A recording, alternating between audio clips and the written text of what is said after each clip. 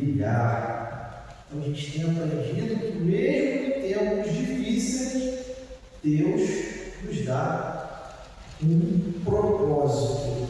Além de um propósito, irmãos, Ele nos chama para viver com fé, amor e esperança viva. Hoje nós vamos entender que temos uma identidade firme em Cristo Jesus. Então o título do sermão hoje é Pedras Vivas com Identidade e Missão.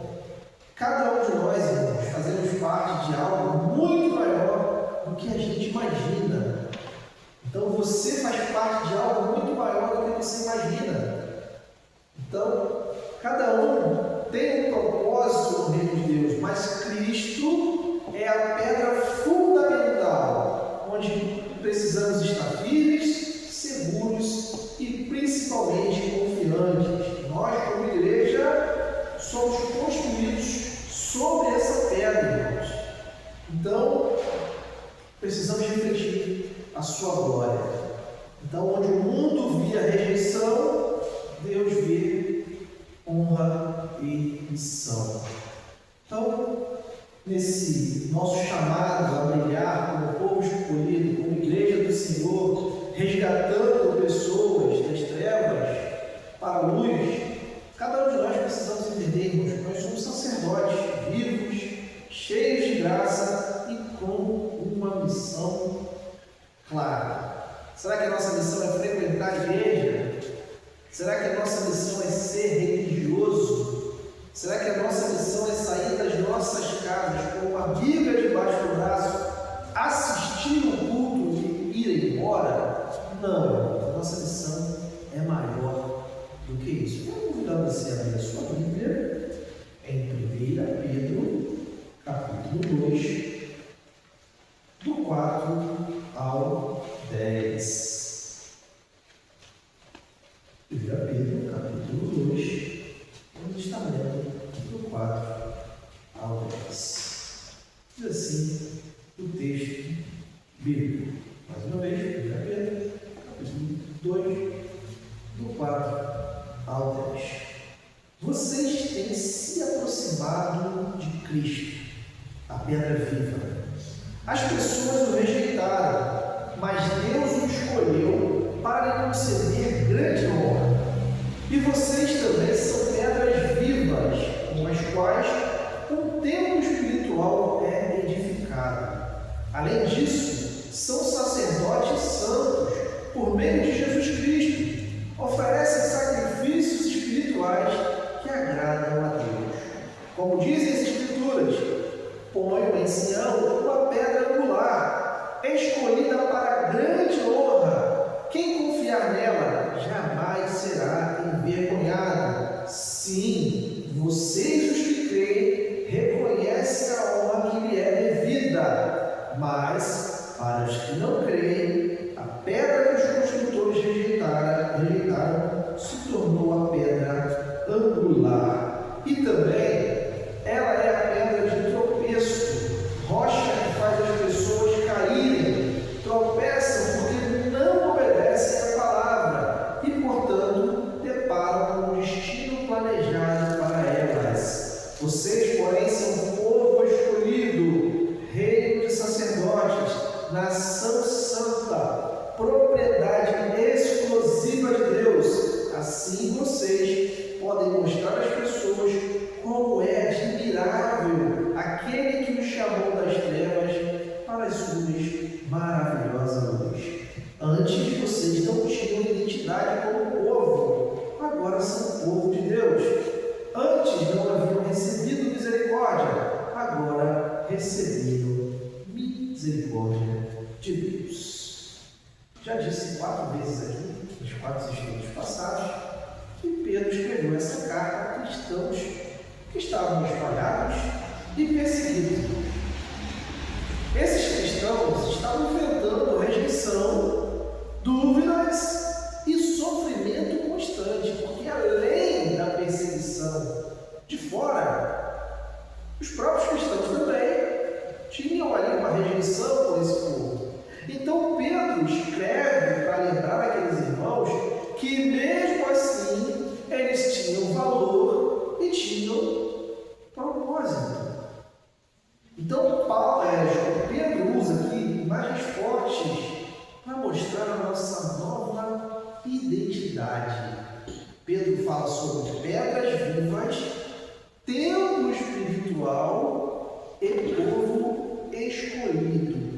Irmãos, tudo isso aponta para uma vida construída sobre Cristo.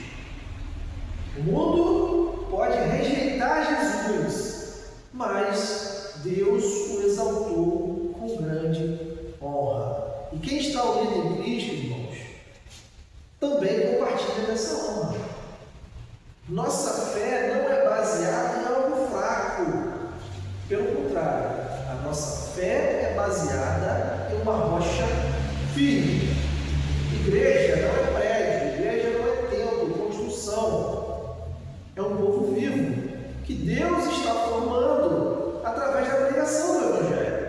Então, cada crente é como uma pedra viva, encaixada por Deus com propósitos. Então, nós não somos peças soltas. Nós somos uma construção que de fato glorifica a Deus. Então, nós não somos separados, cada um vive uma vida distinta, não. Precisamos ter uma vida única para a honra e glória do nosso Senhor Jesus Cristo. Precisamos ter uma missão única para a honra e glória do Senhor Jesus Cristo. Então, a nossa missão é clara: glorificar ao nosso Deus. E Pedro também nos lembra que temos uma missão, irmãos. Nós fomos tirados das trevas para mostrar ao mundo a luz de Deus, e essa é a missão da igreja. Somos chamados para brilhar, principalmente com identidade, principalmente com direção. Então Pedro está mostrando à igreja que eles têm uma missão, assim como nós também temos essa missão, porque fazemos parte da igreja de Cristo. E para a gente começar a entender esse texto, temos o primeiro ponto, onde Pedro começa a trabalhar a igreja, que eles são pedras vivas, com identidade e missão de fato. E aí, o versículo 4 começa com um convite claro do apóstolo Pedro. E ele diz assim: vocês têm se aproximado de Cristo, a pedra viva. Cristo está sendo chamado aqui por Pedro de pedra viva. A gente pode perguntar o porquê. Por que Pedro chama Jesus de pedra viva aqui? Porque o fundamento da fé e fonte da nossa espiritualidade é Jesus. Se temos uma compreensão errada acerca de Jesus Cristo, nós estamos falhando. Quando você vai conversar com um TJ ou uma outra seita dessa qualquer, aí você fala, aí muitas pessoas falam assim: o Deus dele é o mesmo que o nosso. Aí você vai perguntar para ele assim: tá, mas quem é Jesus para você? Alguns deles vão dizer: não, Jesus não é Deus. Pelo contrário, Jesus é um deusinho, é um anjo criado, assim como também uma outra denominação que é muito chegada aos evangélicos, mas é uma seita, diz também. Mas Jesus é a base da nossa fé e a gente precisa compreender quem é Jesus de fato. Então, Jesus é essa base dessa identidade que nós temos. E ela não está no que o mundo diz, mas também no que Deus declara sobre Jesus. E nesse mesmo ponto que eu estou dizendo, eu posso também citar o que os filósofos dizem sobre Jesus, o que a cultura diz sobre Jesus.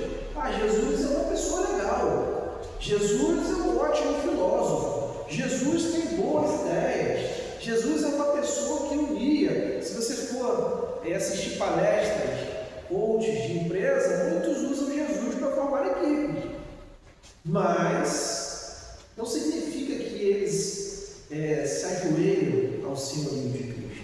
Então, ao se aproximar de Cristo, a gente precisa entender que o crente de fato é transformado. Por isso que Pedro usa aqui esse termo, pedras vivas, né? Não somos mais pedras inanimadas, mortas, agora nós somos pedras vivas. Isso tem que mostrar aqui, a gente precisa entender que nós não apenas fomos salvos, agora a gente está inserido em uma construção espiritual. Então, cada crente aqui tem uma função no tempo que Deus está edificando, que é a sua igreja. Então, para ficar claro, Deus não está construindo um prédio de que vive para Ele. E aí o texto afirma com as quais um templo espiritual é edificado. Então a imagem aqui é de um templo vivo, onde cada pessoa regenerada é parte da obra de Deus. E esse terreno, esse templo, não é terreno, é um templo celestial.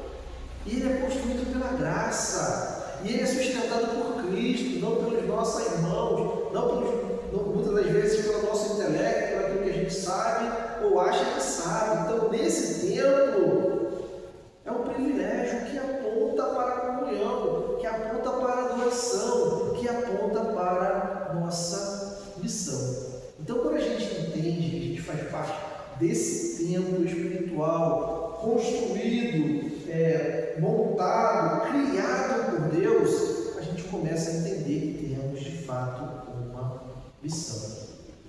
E muitas das vezes nós nos desviamos dessa missão. E Pedro fala ele dá um outro termo aqui também interessante. Ele vai dizer que nós somos sacerdotes santos. No Antigo Testamento, irmãos, apenas os levitas podiam servir como sacerdotes.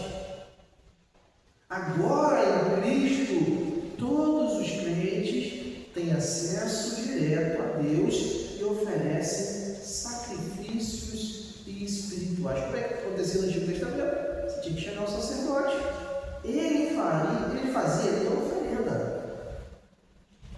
Então, a nossa vida tem oração, louvor e serviço, que são sacrifícios que agradam a Deus. Então, às vezes as pessoas dizem assim: o pastor é um sacerdote. Não. No cristianismo, no bíblico, todos nós somos sacerdotes. Todos nós somos sacerdotes santos que oferecemos sacrifícios ao nosso Deus. E Pedro vai dizer que tudo isso é possível por meio de Jesus Cristo. Então Jesus Cristo é um mediador que transforma a nossa adoração em uma oferta aceitável diante de Deus. Então, assim como uma pedra encaixada no alicerce, ela forma uma construção firme, nossa fé ela se firma em Cristo. Então, irmãos, nós não fomos chamados apenas para crer, mas para viver. Viver como parte ativa da casa de Deus. Então a gente acha que, já aceitei, está tudo bem. Não, irmãos. A partir do momento que você crê em Cristo, a sua vida precisa ser de servidão ao Senhor. A gente precisa gerar frutos. A gente precisa ir mais além. Então o texto fala sobre isso. E Pedro termina dizendo por meio de Jesus Cristo. E agora Pedro, nessa segunda parte, vai mais além ainda, porque ele vai apresentar Cristo como uma pedra fundamental e divisor de caminhos. E aí Pedro começa citando as Escrituras, O texto do Antigo Testamento, no versículo 6: ponho em Sião uma pedra angular. Irmãos, a pedra angular que Pedro cita aqui é a base mais importante de uma construção. A pedra angular é a pedra que alinhava toda aquela construção. Aqui, Pedro está falando que essa pedra angular é Jesus, escolhido e honrado por Deus como fundamento da nossa fé. Então, quem confia nessa pedra, o texto vai dizer, jamais o quê? Será envergonhado. Então, confiar em Jesus é descansar sobre um alicerce que nunca afunda, meu irmão. E aí eu falo novamente, confiar no Jesus que a Bíblia ensina. O próprio Jesus, a própria Bíblia vai dizer, né, que vão aparecer muitos cristos. O que isso quer dizer? Que muitos têm uma visão equivocada de quem é Jesus. Então, se nós não tivermos o verdadeiro Jesus como alicerce, como base, nós vamos ser enganados. Então, Jesus, que a Bíblia ensina, que a Bíblia nos mostra, que é o nosso Senhor, ele não é um apoio fraco, mas ele é uma rocha firme, irmão, sólida, eterna. Então, no mundo, muitas coisas desmoronam, mas Cristo nunca cai. A prova disso é que o Evangelho está aí há tanto tempo, tantos conceitos já caíram, mas o Evangelho permanece. Apesar de existir pessoas que tentam desvirtuar o Evangelho. Se nós formos estudar a história da igreja, vimos quantas vezes o Evangelho tentou ser apagado da história, mas mesmo assim está até hoje. Se nós formos pegar lá a época da Idade das Trevas, da Igreja Católica, onde praticamente o povo não tinha acesso à Bíblia, mas Deus sempre levanta homens para que a palavra ela possa ser pregada, que a palavra possa ser ensinada. Essa é a piada. Então, o crente que constrói a sua vida sobre essa pedra jamais vai ficar desapontado. Então, o grande problema da nossa geração é muitas das vezes confiar em questões temporárias. A gente esquece do que Jesus disse, a gente esquece do que Jesus falou e ensinou, e muitas das vezes a gente se prende às nossas questões. E aí Pedro continua no versículo 7, dizendo assim: sim, vocês os que creem reconhecem a honra que lhe é devida. Irmãos, o crente vê em Cristo aquilo que o mundo não consegue ver. E o que é que o mundo não consegue ver? Glória, valor e salvação. Então, para o mundo, Jesus é comum, ou talvez seja até um incômodo, mas para nós Jesus é tudo. Amém? Para nós Jesus é tudo. Eu não consigo viver o mundo sem Jesus. E a fé, irmãos, é que nos abre os olhos para a gente enxergar a beleza dessa pedra que o mundo rejeita. É somente pela fé que nós conseguimos ver Jesus de fato como Ele é. Mas aqui, o mesmo Cristo, que é a honra para uns, é tropeço para outros. Aí o versículo 7 final, o versículo 8 na parte A diz: a pedra que os construtores rejeitaram se tornou a pedra angular. Para aqueles que não creem, irmãos, Cristo é uma barreira. Para aqueles que não creem, Cristo é um obstáculo inaceitável. Eles caem porque não querem obedecer a palavra. Tropeçam onde poderiam ser salvos. E aí o texto se encerra com um alerta sério. Tropeçam porque não obedecem a palavra. Isso mostra para cada um de nós, irmãos, que a rejeição a Cristo ela não é neutra. Ela tem consequência eterna. Se de fato rejeitarmos a Cristo, iremos tropeçar. Então a mesma pedra que salva os que creem, ela julga também os que rejeitam. Então Cristo é o divisor de caminhos, o fundamento da salvação ou a rocha do juízo. E a palavra juízo também é uma palavra pouca dita nos dias de hoje. Se formos falar de juízo, as pessoas falam assim: não, a gente tem que falar de bênção. Mas Deus também tem juízo, irmãos. E Jesus voltará para julgar aqueles que não creram. Jesus voltará para julgar aqueles que tropeçaram em sua palavra.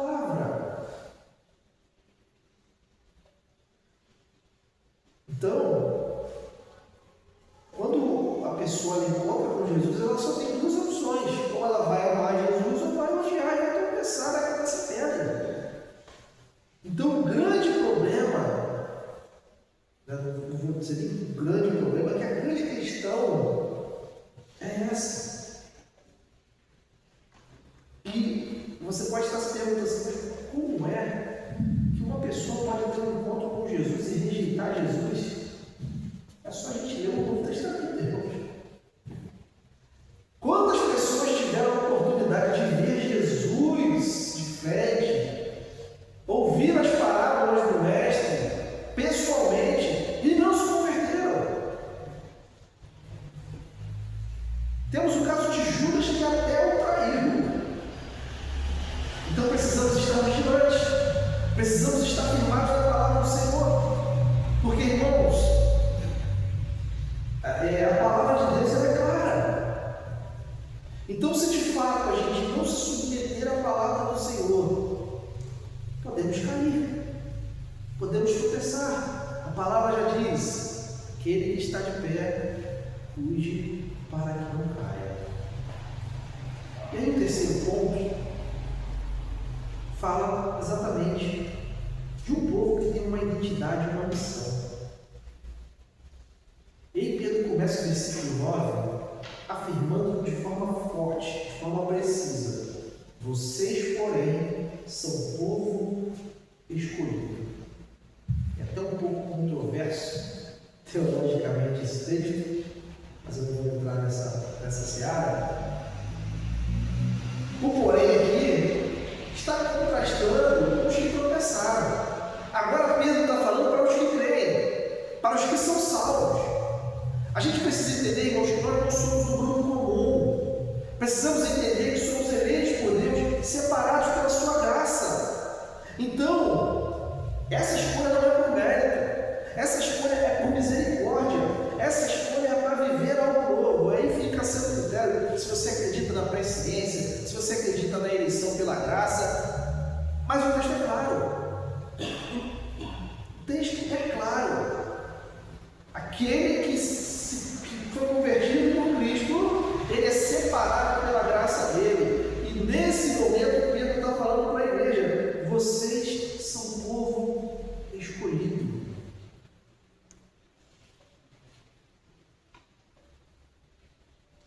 E ele segue dizendo, e ele vai nos chamar de reino de sacerdotes, nação santa, propriedade exclusiva de Deus. Isso aqui, irmãos, revela que a nossa identidade diante do mundo, revela a nossa identidade diante do mundo e diante de Deus. Somos um povo consagrado. Sabe por que nós somos um povo consagrado? Porque nós temos acesso direto ao Pai. A gente não precisa matar um bicho para que Deus ouça a nossa oração. A gente não precisa ir pagar uma penitência para que Deus ouça a nossa oração. A gente não precisa procurar um papa, um padre, para que Deus ouça a nossa oração. A gente não precisa queimar nada com uma entidade para que Deus ouça a nossa oração. E quando você acredita que você é um povo consagrado, que você tem acesso direto ao Pai, a nossa missão no mundo faz mais sentido ainda. Então, como sacerdote, nós precisamos oferecer as nossas vidas como sacrifício vivo e agradável a Deus. Como isso é difícil? Como isso é difícil, irmãos? E aí Pedro agora vai tratar do motivo, vai dar o motivo dessa identidade. E ele vai dizer, assim, no versículo 9, a continuação do versículo 9, assim vocês podem mostrar às pessoas como é admirável aquele que o chamou. Irmãos, nós somos salvos para proclamar, não para nos esconder. A sua chamada por Deus é para você falar acerca dele, não para se esconder, não para guardar para você. A missão do povo de Deus é tornar visível a beleza da graça.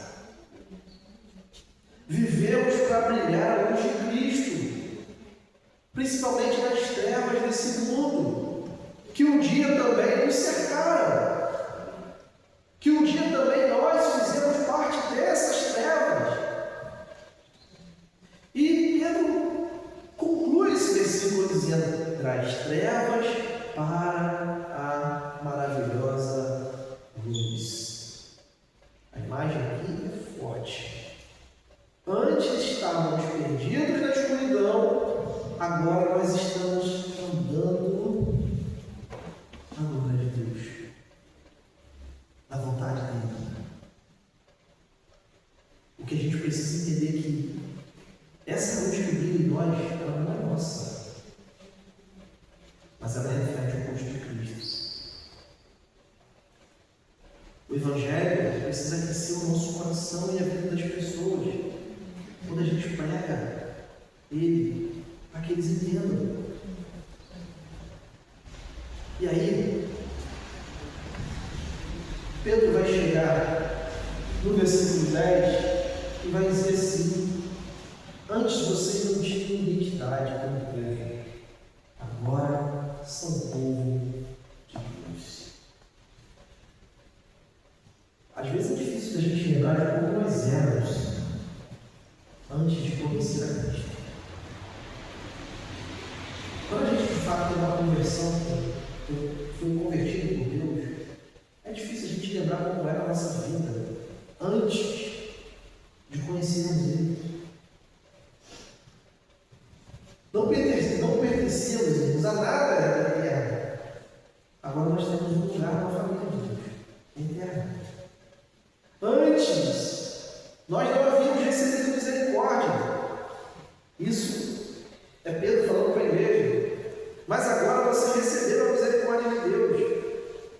Então essa é a nossa maior alegria. Nós fomos alcançados pela graça e agora nós vivemos para espalhar essa graça.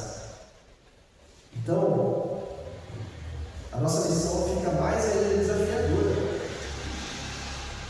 porque a gente precisa espalhar essa mensagem, porque a gente precisa dizer ao mundo o motivo que nos fez sermos salvos. E quando a gente é perguntado, questionado pelo mundo sobre por que nós somos crentes, quem é Jesus, somos salvos de quê ou por quê, muitas das vezes a gente não consegue responder nenhum. E olha que eu já fui até concílio de pastores que o pastor, não sei nem como ele foi consagrado, ele não conseguia dizer o momento que ele foi salvo. Eu cresci na igreja e meu pai era pastor, eu era pastorzinho.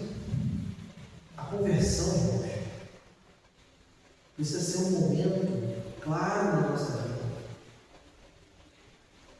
O dia que eu entendi de fato quem era Jesus para minha vida, esse dia fica marcado na minha mente, como se fosse ontem. Eu não consigo esquecer isso. E a conversão ainda é mais forte ainda do que a lembrança do meu chamado ministerial. Quando o pastor pregou o Evangelho e eu entendi, eu falei: é isso. É disso é por isso que eu estou aqui. Cristo morreu por mim. Eu não tinha recebido misericórdia nenhuma, mas agora eu recebi a misericórdia de Deus. E isso fica mais difícil ainda quando a gente vai pregar num local onde as pessoas têm muito dinheiro. Não é? Porque geralmente a gente gosta de pregar nos bairros mais pobres. E aí, quando nós vamos falar do Evangelho com ricaço, a gente também não consegue falar. Por que você tem que ser salvo? A gente chega numa comunidade, a pessoa está ali com dezenas de problemas financeiros, de saúde, nós oferecemos ajuda e o coração dela está bem mais propenso a aceitar a fé. E agora, quando a gente chega para falar com uma pessoa que tem, então a mensagem do Evangelho é muito maior do que uma mensagem social. É muito maior do que uma mensagem também, às vezes, de saúde. Já contei a história de um pastor meu que ele sempre me dizia, e ele ama a mim, cara. Acho que se ele pudesse, ele morava lá. Ele ama esse trabalho de cabeleireiro. E ele dizia para a gente, olha, no final todo mundo aceita Jesus, porque aí você vai no leito de um paciente terminal, qual é a única esperança que ele tem, né? No último momento de vida dele, ele vai falar, eu aceito. Ele já viu que não tem mais jeito. Mas também isso não significa que a pessoa foi salva de fato. Ela está querendo ser salva do problema dela de saúde ali naquele momento. Então o Evangelho precisa ser bem dito. O Evangelho precisa ser bem claro. O Evangelho precisa ser bem pregado. Nós precisamos muito trabalhar o plano de salvação. Quem nós éramos? Do que Cristo nos libertou? De onde Cristo nos tirou? Isso é muito importante. Isso é muito claro. Cristo, irmãos, é a pedra viva que nos dá firmeza e nos dá direção. Quando cada um de nós estamos nele, quando a igreja está nele, nós não somos apenas sustentados, mas nós somos transformados diariamente. Por isso o texto vai dizer que nós somos pedras vivas. O texto diz claramente que agora nós temos uma nova identidade celestial e agora nós temos um propósito eterno. Então o mundo vai nos rotular, o mundo vai nos chamar de N coisas, mas Deus já definiu na eternidade quem nós somos. Nós somos igreja de Cristo. E o nosso papel é falar de Jesus. Então nós somos um povo, irmãos, com uma missão clara. Qual é a missão? Nós somos chamados das trevas para brilhar a luz de Cristo. Não brilhar a nossa estrela, não brilhar a nossa luz, mostrar a nossa luz como nós somos radiantes, mas mostrar a luz de Cristo. Então, por isso que a gente não pode viver apagado no mundo que precisa da verdade. Imagina só a pessoa, o mundano, chegar para você e querer uma resposta de esperança e você está pior do que ele. Passaram por essa experiência? Você não está tão bem assim, óbvio que Cristo vai te dar ali a força, a fé, para que você testemunhe dele. Mas imagine nós, a gente fala de Jesus para a pessoa e a pessoa, poxa, não se entende assim não. Ele está pior do que eu. Que igreja é essa? Então, irmãos, a igreja é um reflexo visível da graça invisível de Deus. Entendeu? A igreja é o reflexo visível da graça invisível de Deus. Querem conhecer a graça de Deus? É através da igreja, através das obras que nós fazemos. Então, cada crente é um embaixador de luz. Cada crente tem a responsabilidade de anunciar o Evangelho com firmeza, com verdade. Então, se não fizermos isso, quem é que vai fazer, irmãos? Então, essa é a nossa chamada. Então, antes, como o texto diz, era apenas mais uma da multidão, nós não tínhamos misericórdia nenhuma. Mas agora somos povo exclusivo de Deus, separados, escolhidos, santificados para a honra e glória dele. Então, o texto diz claro, Pedro está dizendo claro para ele, a misericórdia que alcançou aquele povo precisa também alcançar outros. Mas a gente precisa acreditar nessa misericórdia, porque é cada caso que a gente vê, questionando Deus se de fato ele vai salvar pessoas, principalmente toda a nossa família, né? A gente às vezes até perde até a fé. Poxa, fulano, não tem jeito desse cara. Ele é assim, já falei de Jesus, já fiz isso, já fiz aquilo, já chamei para ir para a igreja, ele vai. Precisamos confiar, irmãos. Não vai ser a nossa força, mas o Espírito Santo. É orar, pegar a palavra, principalmente testemunhar, porque eles adoram julgar, né? Eles adoram ver os nossos tropeços, para poder dizer assim, não, você é crente igual fulano, não quero ser não. Fulano faz isso, fulano faz aquilo. Então o mundo precisa ver as nossas palavras, as nossas atitudes, e principalmente entender e ver nós, que nós somos chamados para brilhar. Então, essa parte da epístola, ela é muito interessante. Porque Pedro ele fala de coisas muito profundas teologicamente, mas coisas que raramente a gente fala. Porque a gente esquece de algumas coisas. E eu quis chamar a atenção nessa série para a questão da gente brilhar, para a gente entender que a gente precisa brilhar, mas não só, irmãos, nos nossos eventos de igreja. A gente precisa brilhar também na nossa vizinhança, no nosso trabalho, na forma como a gente lidar com o próximo, nos nossos convívios, nos nossos relacionamentos.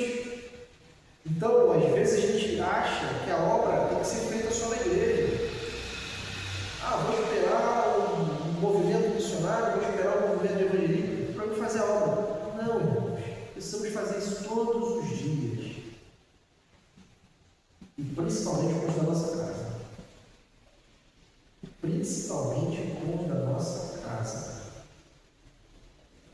Às vezes nós ficamos tímidos, né? Porque dentro da nossa casa é complicado as pessoas nos levarem a sério, mas a gente precisa quebrar essa barreira. A gente precisa demonstrar amor. A gente precisa falar do Evangelho. Não estou dizendo aqui também que às vezes a gente quer ser muito chato, né? Ficar o tempo todo, você tem que se converter, hein? Você tem que largar esse serviço aí. Mas não, irmãos. A gente precisa demonstrar misericórdia. A gente precisa demonstrar amor. Principalmente com aqueles também que se desviaram da palavra. Principalmente daqueles que já ouviram o Evangelho, já participaram, já estiveram entre nós, estão desviados hoje. A nossa missão é árdua, mas o Espírito Santo está conosco. A palavra de Deus está conosco. A gente precisa só fazer a nossa parte. Pregar. E Deus vai fazer a parte dele. Só que às vezes a gente fica inquieto, a gente quer dar uma ajudinha ao Espírito Santo, a gente quer dar uma ajudinha à palavra de Deus. Às vezes a gente acaba até atrapalhando, porque a gente quer fazer demais. Mas, muitas das vezes, irmãos, são pequenos gestos que as pessoas veem o Evangelho em nós. Mas a gente precisa dar um passo além e fazer. Principalmente com de casa, principalmente com os vizinhos. E a gente precisa ter coragem para falar, irmãos. Falar abertamente do Evangelho, falar abertamente de quem somos, do que acreditamos, que às vezes a gente não vai ter outra oportunidade. Às vezes a oportunidade passa e nós deixamos ela passar. Então, finalizando esse estudo dessa noite, que sejamos, irmãos, pedras vivas de fato. Que a nossa identidade e a nossa missão fique clara para nós. Então, qual é a nossa identidade? Quem nós somos? Por que nós somos cristãos? Por que nós viemos à igreja? Qual é a nossa missão? Quem somos? Para onde vamos? Então, isso precisa ficar claro para cada um de nós. Porque às vezes a gente entra nesse ostracismo de ficar religiosamente nos cultos, frequentando cultos, cantando, louvando, ouvindo mensagens, mas a gente não coloca ela O mais importante é sempre entender que a mensagem precisa ser passada. A mensagem precisa ser pregada. E principalmente que a gente coloque isso em prática na nossa vida. Meus irmãos,